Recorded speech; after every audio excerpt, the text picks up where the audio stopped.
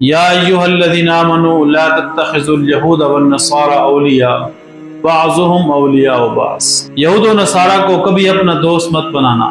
یہ آپس میں تو دوست ہو سکتے ہیں لیکن آپ کے ساتھ ان کی قربتیں اور محبتیں کبھی بھی نہیں ہو سکتی۔ اسلام کی ابتدا ہی سے اسلام کے مشن کو، اسلامی کاز کو، اسلام کے موقف کو ناکام کرنے کے لیے اول کا کردار اگر کسی نے ادا کیا تو وہ مشرکین مکہ اور مدینہ کے یہود تھے۔ ہمیشہ انہوں نے کوشش کی کہ اسلام کی بنیادوں کو کھوکھلا کیا جائے، اسلام کے نظریات کو پارا پارا کیا جائے، اسلامی تشخص کو، اسلامی اقدار کو، اسلامی نظریات کو، اسلامی مشن اور موقف کو ناکام اور کمزور کیا جائے۔ جس قدر ہو سکے اسلام کی صفوں میں دراڑیں ڈال دی جائیں، اور وہ کسی حد تک کامیاب ہوئے بھی ہیں۔ وہ کامیاب کب ہوئے؟ جب ہم خود کمزور ہوئے۔ ہم نے انہیں موقع فراہم کیا اپنے صفوں میں گھسنے کا، ہم نے انہیں موقع فراہم کیا اپنے مشن اور نظریات سے کھیلنے کا، ہم نے انہیں موقع فراہم کیا اپنے عقائد کے اندر رد و بدل کرنے کا۔ یہ سب کچھ کیسے ممکن ہو سکتا ہے؟ کون چاہتا ہے میرا عقیدہ خراب ہو، میرا نظریہ خراب ہو، میرا مشن اور موقف خراب ہو؟ یہ اس وقت ہوتا ہے جب ہم خود اپنے مشن، اپنے عقیدے اور اپنے نظریے پر پختگی نہ رکھتے ہوں، ہمارا خود استقرار نہ ہو، استقلال نہ ہو، استقامت نہ ہو۔ جب ہم خود اپنے نظریے پر اور اپنے دین پر، اپنے عقیدے پر پختہ نہیں ہوں گے تو دشمن ہمارے ان نظریات کے درمیان، عقائد کے درمیان اور ان مشن کے درمیان کوئی نہ کوئی کھلواڑ ضرور ڈالے گا۔ اور آج ہم دیکھ رہے ہیں اس وقت یہود اور نصارہ جو کہ آپس میں سخت ترین مخالفین میں سے تھے، آج دونوں ایک پلیٹ فارم پہ متحد ہو کر، متفق ہو کر امت مسلمہ کی، یہ صرف ہمارے سامنے ایک غزہ کی صورتحال ہے، وہ تو ہے ہی، یہ ایک غزہ ٹارگٹ نہیں، ان کے ہاں امت مسلمہ کا ایک ایک فرد ٹارگٹ ہے، ان کا نشانہ ایک ایک مسلمان ہے، چاہے وہ دنیا کے کسی بھی کونے میں بستا ہو۔ یہ چھوڑنے والے کسی کو نہیں، یہ صرف ان سے گھبرائیں گے، ان سے ڈریں گے جن کا مشن، موقف، نظریہ اور عقیدہ مضبوط ہوگا۔ اگر کہیں تھوڑی سی دراڑ پیدا ہو گئی یہ دشمن فوراً سے پہلے وہاں پہ حملہ آور ہوگا۔ اور آج ہم دیکھ رہے ہیں جن قوموں نے اپنے نظریات کو مضبوط رکھا، اپنے عقیدے کو مضبوط رکھا، اپنی صفوں کو مضبوط رکھا، ہم اپنے پڑوسی ملک افغانستان کی مثال بخوبی اس میں دیکھ سکتے ہیں۔ کتنے دشمن ہیں ان کو ختم کرنے کے لیے، کتنے لوگوں نے منصوبہ سازی کی ان کو مٹانے کے لیے، لیکن آج الحمدللہ ان سب کو منہ کی کھانی پڑی۔ یہ کیوں ہوا؟ یہ کیسے ممکن ہوا؟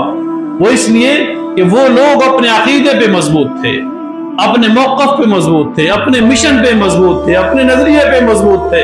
دشمن نے بہت کوشش کی نظریات کے درمیان، ان کے شخصیات کے درمیان، ان کے مقدسات کے درمیان کھلواڑ کرنے کی، لیکن الحمدللہ ان شہزادوں نے ان کی ہر کوشش کو ناکام بنا دیا۔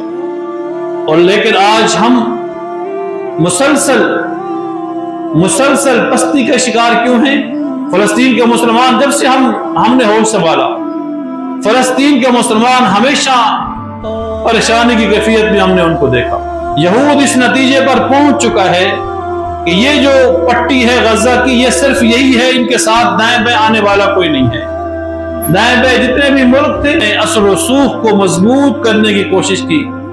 جب اس کی اثر و رسوخ مضبوط ہو گئے چاروں اطراف میں، چاہے ان کے چاروں اطراف میں مسلمان ملک ہیں، اور جب انہیں یقین ہو گیا کہ غزہ اور فلسطین ایسی جگہ پہ واقع ہیں جن کے ارد گرد سارے منافقین رہتے ہیں، تو اس کے بعد اس بدبخت نے، اس بھیڑیے نے اس درندگی کا مظاہرہ کیا کہ آج ہم دیکھ رہے ہیں غزہ ایک جیل کی شکل اختیار کر چکا ہے، غزہ ایک مقتل گاہ کی شکل اختیار کر چکا ہے۔ یہ ایک تو ان کا امتحان ہے، ان کے اوپر ایک آزمائش ہے، لیکن اس سے بڑھ کر ہمارا امتحان ہے کہ اللہ کے رسول صلی اللہ علیہ وسلم کی حدیث کہ مسلمان آپس میں محبت، رحم دلی اور شفقت میں ایسے ہیں جیسے ایک جسم ہو. جب جسم کے ایک حصے میں کوئی تکلیف محسوس ہو پورا جسم تڑپ اٹھتا ہے. آج یہود و نصارہ اللہ کے رسول صلی اللہ علیہ وسلم کی حدیث کو بڑے غور اور خوض کے ساتھ دیکھ کر امت مسلمہ کی حالت کا نظارہ کر رہے ہیں. یا تو ان کے نبی نے غلط کہا یا یہ مسلمان غلط ہیں. ان دو باتوں میں سے ایک بات سچی ہے, دونوں سچی نہیں ہو سکتی. کہ اللہ کے نبی نے تو یہ کہا ہو کہ مسلمان ایک جسم کی مانند ہیں, ان کے جسم کے ایک حصے میں تکلیف ہو پورا جسم بے چین ہو جاتا ہے. کیا میرے دل میں وہ تکلیف ہے؟ کیا مجھے وہ درد محسوس ہو رہا ہے؟ کیا مجھے احساس ہو رہا ہے کہ غزہ کا بچہ کٹ رہا ہے؟ کیا مجھے یہ احساس ہو رہا ہے کہ غزہ کا مسلمان جل رہا ہے؟ ان کے گھر ایک کھنڈرات کی شکل اختیار کر چکے ہیں. ان کے بازار, ان کی مسجدیں, ان کے مدرسے, ان کے اسپتال, ان کے دفاتر, ان کے کھانے پینے کی تمام اشیاء ختم ہو چکی ہیں. کیا اس درد کو, اس کرب کو, اس کیفیت کو میرا دل محسوس کر رہا ہے؟ کیا کبھی میں بے چینی کا شکار ہوا ہوں؟ کیا میں کبھی بے چینی میں مبتلا ہوا ہوں؟ اگر اس درد کے اندر ہم ہیں تو پھر ہمیں اس درد کا احساس دلوانا ہوگا. ہمیں بتانا ہوگا دشمن کو کہ مسلمان دنیا کے جس کونے میں بھی بستا ہے آج ان کا درد پورے امت مسلمہ کا درد ایک جیسا ہے.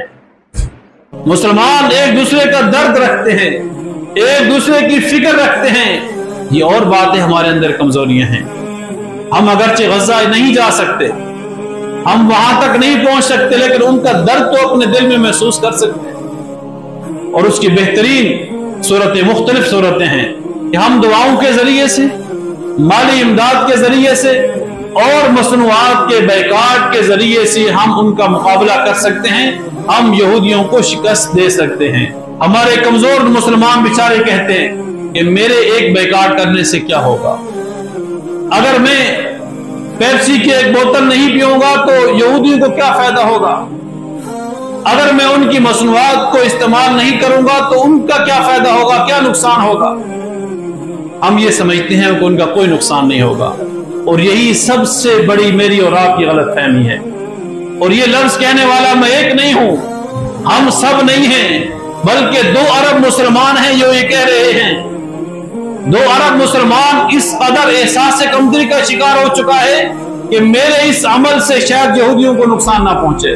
علامہ ابن تیمیہ کا فتویٰ ہے, مجموع الفتاویٰ کے اندر انہوں نے تحریر فرمایا کہ جس وقت کافر مسلمانوں کے اوپر ظلم کر رہا ہو اس وقت کافروں سے تجارت حرام ہو چکی ہوتی ہے. تو اگر ہم اس وقت اسرائیلی مصنوعات یا اسرائیل کے ہم نوا جو لوگ بھی ہیں, امریکہ ہے یا کوئی اور ملک ہیں, جو ممالک بھی ہیں, ان کی مصنوعات اگر ہم استعمال کریں گے تو شرعاً ہم حرام کا ارتکاب کریں کہ جو مصنوعات آپ کی دکانوں میں ہیں یا آپ کے گھروں میں ہیں ان کو ضائع نہ کریں, ان کو استعمال کریں. اور دکاندار حضرات بھی ان چیزوں کو بیچیں جو آ چکی ہیں, لیکن آئندہ کے لیے اس عمل سے اپنے آپ کو بچائیں.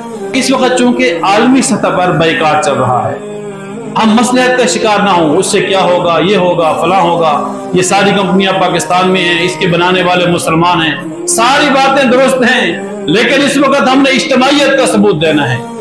ہم نے بتانا ہے کہ جو فلسطین کا مسلمان کہے گا, جو امریکہ میں بسنے والا مسلمان کہے گا, جو الجزائر کا مسلمان کہے گا, جو سعودیہ کا مسلمان کہے گا, جو بنگلہ دیش کا مسلمان کہے گا, ان سارے ہی مسلمانوں کی باتیں ایک جیسی ہوں گی. ہم متفق ہیں, ہمارا اتحاد ہے. یہ وقت ہے اپنے آپ کو متحد کرنے کا, یہ وقت ہے اپنے آپ کو ایک امت کے طور پر پیش کرنے کا. انقلاب ایسے نہیں برپا ہوا کرتے. انقلاب کے اندر یہی اسباب پیدا ہوتے ہیں, پہلے دشمن کے خلاف نفرت, اور پھر اس کے بعد ان کی مصنوعات کی نفرت اپنے دل میں پیدا ہو جائے, اس کے بعد انقلاب ایک نئی روح اور نئی شکل اختیار کر لیتا ہے. ہمیشہ انقلاب چند لوگوں سے آیا ہے, اجتماعی طور پر انقلاب نہیں آیا کرتے. ہزاروں اور لاکھوں لوگوں نے کوشش کی اور پھر کروڑوں اور اربوں لوگوں نے اس سے فائدہ اٹھایا. آج اگر ہم چند لوگ, چند ہزار, چند لاکھ لوگ مل کر اس مہم کو کامیاب بناتے ہیں تو آج پوری امت مسلمہ کی فتح ہوگی. اور پھر हमारे पास एक बहुत बड़ा हथियार है सोशल मीडिया का, जो हम सब इस्तेमाल करते हैं, छोटा बड़ा, बूढ़ा जवान, औरत मर्द सब इस्तेमाल करते हैं। क्या ये खूबसूरत हो कि सोशल मीडिया को इस्तेमाल करते हुए इनकी मसनूआत का बायकॉट किया जाए, उन मजलूम मुसलमानों को देखकर, उनकी वीडियोस को देखकर, उनको आगे शेयर करके एक उम्मत मुस्लिमा के अंदर एक बेदारी की लहर पैदा की जाए। और उसके लिए बेहतरीन तरीकाकार ये है कि इस मुहिम को मोहल्ले की सतह पर शुरू किया जाए। जिसे तबलीगी जमात वाले गश्त करते हैं, एक एक घर के अंदर जाते हैं, एक एक दुकान पे जाते हैं, एक एक आदमी से मिलते हैं, एक एक फर्द से मिलते हैं, एक एक मर्द से मिलते हैं और उनके सामने अपने मुद्दा रखते हैं और उनको बताया जाए, उनके सामने एक मौक़िफ़ रखा जाए कि भाई आपकी दुकान है, आपसे हम गुजारिश करते हैं कि इसराइली मसनूआत का बायकॉट करें। जो माल आपके पास मौजूद है इसे बेशक बेचें, इन्हें ज़ाया ना करें, यह आपका नुकसान है। हम आपका नुकसान नहीं चाहते, लेकिन कोशिश करें आइंदा के लिए ऐसे माल से एहतराज करें। पाकिस्तानी मसनूआत को इस्तेमाल करें, लोकल मसनूआत को इस्तेमाल करें। एक वक्त आएगा कि इंशाअल्लाह पूरी मार्केट के अंदर पाकिस्तानी और लोकल मसनूआत चलेंगी। जो गैर मुल्की मसनूआत हैं मुकम्मल तौर पर हमारी मार्केटें खाली हो जाएंगी। और उसका एक फायदा यह भी होगा कि पाकिस्तान की करेंसी मजबूत होगी, पाकिस्तान की मईशत मजबूत होगी, पाकिस्तानी मुसलमान मजबूत होगा, पाकिस्तानी ताजिर मजबूत होगा। दुश्मन समझ जाएगा कि यहाँ गयूर लोग बसते हैं, यहाँ गैरतमंद लोग बसते हैं, यहाँ सर झुका के नहीं सर उठा के जीने का तरीका और सलीका जानते हैं। जब हम मुसलमान सारे ये सोच लें कि हमने इनके खिलाफ बगावत करनी है, इस वक्त बगावत हम पर फर्ज हो चुकी है, उलमा का फतवा आ चुका है, ये जिहाद हम सब पर फर्ज है। हम उमूमी तौर पर उलमा को देखते हैं, तमाम उलमा, तमाम मसाले की मुफ्तियान ने फतवा दे दिया कि हर मुसलमान पर उसकी तौफीक के मुताबिक, इस्तिताअत के मुताबिक, ताकत के मुताबिक जिहाद फर्ज है। तो हमारा जिहाद यही है कि हम इनकी मसनूआत का बायकॉट करें, इनके लिए दुआएं करें और उन यहूद और नसारा के खिलाफ बद्दुआएं करें। एक माहौल बनाया जाए। अगर खुदा न खास्ता इस जमाने के अंदर भी इस सारी सूरत हाल को देखने के बावजूद भी हमारा ज़मीर अभी भी लहतो लाल का शिकार है, अभी भी हम मसलहत का शिकार हैं, अभी हम यहूद और नसारा के लिए नरम गोशा, नरम रवैया और नरम नजरिया रखते हैं, तो फिर अपने ईमान का एहतसाब कीजिए। कहीं ऐसा तो नहीं कि अल्लाह के रसूल का फरमान कि अल मरउ मअ मन अहब्बा, कि क़यामत के दिन उस आदमी का शुमार उसी के साथ होगा जिससे वो मोहब्बत करता था। कहीं क़यामत के दिन मेरा यहूद और नसारा के साथ तो खड़ा होना नहीं होगा। अगर मेरा नजरिया उनके बारे में नरम है, क्या मैं ईमानदार हूं? क्या मैं मुसलमान कहलाने का हकदार हूं? कि इस जमाने के अंदर जहां उनका दजल, उनका फरेब, उनकी दुश्मनी बिल्कुल रोजे रोशन की तरह वाज़ेह हो चुकी है, क्या अब भी मैं शक शुबू को शुबात में हूं?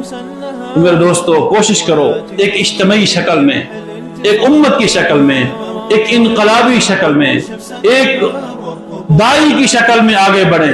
हर शख्स दाई बन जाए, हर शख्स मुजाहिद बन जाए, अपना पैगाम जहां तक आप पहुंचा सकते हैं सोशल मीडिया के जरिए से या अपने ताल्लुकात के जरिए से, मोबाइल नंबर पे मैसेज करने के जरिए से, जो हथियार, जो तरीके आपके पास हैं उन्हें जरूर इस्तेमाल करें। और इस वक्त है कि यहूद और नसारा को नाकाम करें, उम्मत मुस्लिमा के अंदर एक बेदारी की लहर पैदा करें, ताकि कहीं मेरे इस थोड़ी सी कोशिश की वजह से अगर गजा का मासूम, गजा का मजलूम और गजा का लाचार बच्चा, उसकी जान बच सकती है, उसको खाने का एक नवाला मिल सकता है, उनकी परेशानी खत्म हो सकती है, तो रोज़े माशर मैं सुरखरू होकर उस बच्चे के सामने आऊंगा।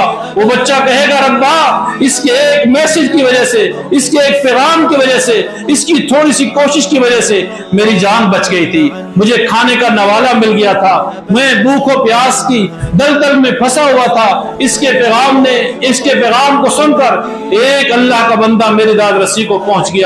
या अल्लाह मैं इसके हक में सिफारिश करता हूं कि इसने जैसे मेरी मदद की, आज तुम इसके साथ मददगार बन जा, तू इसके साथ नुसरत वाला बन जा, तू इसके साथ अच्छाई वाला मामला कर ले। अगर गजा के एक मासूम बच्चे की सिफारिश भी मेरे और आपके हक में कबूल हो गई तो हमारे निजात के लिए इतना ही काफी है।